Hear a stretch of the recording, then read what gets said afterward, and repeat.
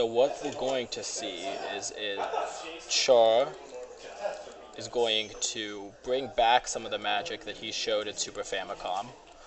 Or is he going to get caught in the Garchomp train and get completely sillily, because yes, sillily is a word, I'm making it one, wrecked.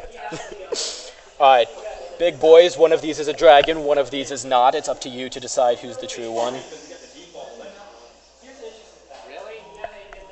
That was fully charged, but the thing about Garchomp is he can cancel out of that so quickly that you think, oh yeah, you know, he's charging up this grab. Super obvious, he's going to rip this grab. So I'm going to press a button on Wake Up. And then right before you wake up, he switches into Stone Edge and it just doesn't work. That's, nope, not enough. One more mix-up. Okay, alright, that was the wrong one. Char manages to get out with 1 health remaining, using some of his own health with that Flare Blitz, but gain it back with Cresselia. Shoutouts to Cresselia. Cresselia is the lord and savior of all us characters that use our own health. Charizard, Blaziken. Gosh, we love Cresselia. But clips him. That's 1 round to Jaws.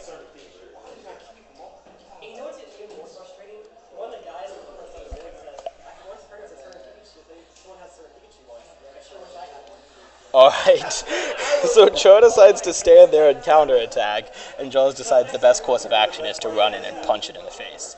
So, hey, you know, we all have that issue sometimes where we see a wall, and we're like, I'm just going to break it. I'm just going to punch the wall down. Doesn't always work. Sometimes we hit our hands. But occasionally, you know, you get some cool stuff out of it. Grabs him out of the counterattack, knocks him into dual phase. And they're in the corner.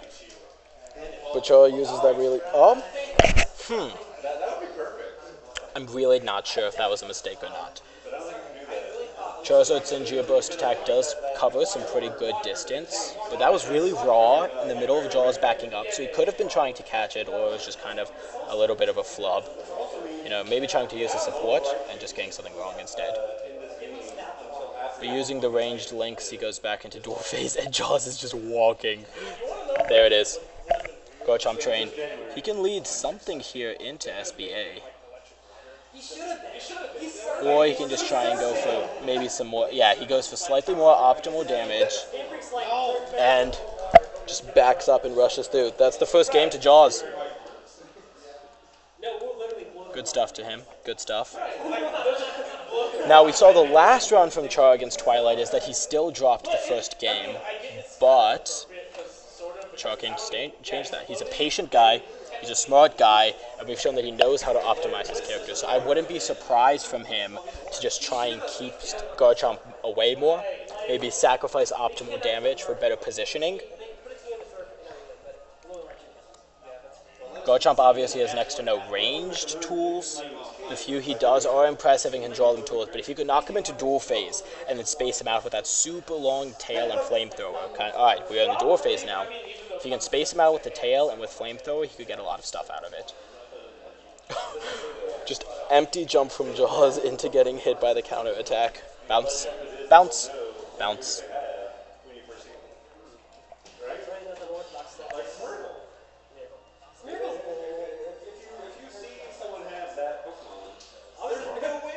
Yeah, that's a pretty significant life lead from Char now. Stands there and grabs. Garchomp at 8 health. We know the Garchomp train could come back from it. Sylveon helps a little bit. Yep. Tries to press a button on Wake Up, but Charizard says no. Punches him back. That's round 1 to Char. Now, technically, this is the only game Jaws still needs to win if he wants to win this set, but Char's not going to make it an easy run for him. Alright, here comes the mix-ups. Okay. He gives him kind of a safe chance by going into Synergy Burst. Char uses his own Synergy Burst, and then just throws out the SBA. Oh! Garchomp walks up slowly, trying to give him some kind of scare, some kind of pressure. Excuse me. And Char wants none of that. Char just grabs him out of it. Alright, this is going to lead into the shield break, but... Nope, nothing. Charizard wants to be a dragon too. Gets him out of his face. There's the grab. These tick throws are crazy. I remember when somebody actually figured that out for the competitive scene. Alright, so you're in a pretty good frame advantage after landing from that aerial X, and so Jaws tries to capitalize off of it, but Char has enough time to go into the counterattack and get out. That was raw. Fully charged counterattack knocks him way back into the corner.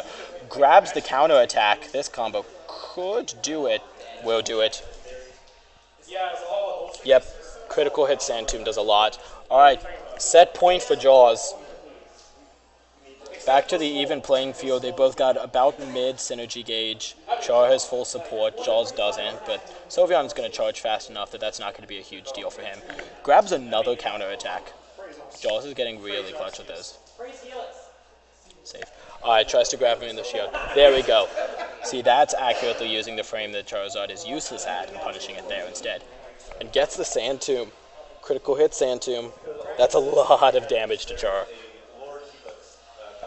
Alright. Yeah, Jaws is running away with this right now.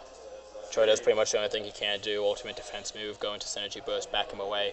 Uses the flamethrowers to space. Jaws does have a few... This is so much shield damage. Jaws has a few games against Twilight, so I know he probably has his Charizard experience. And like we said, they did play at Super Famicom. Alright, there it is. Waits for the button, and Jaws is just going to go into Synergy Boost. That's a scary SBA. Alright, proud of you, Jaws. Jaws is going to win that 2-0. Defend himself from Super Famicom. Good stuff, good stuff, good stuff.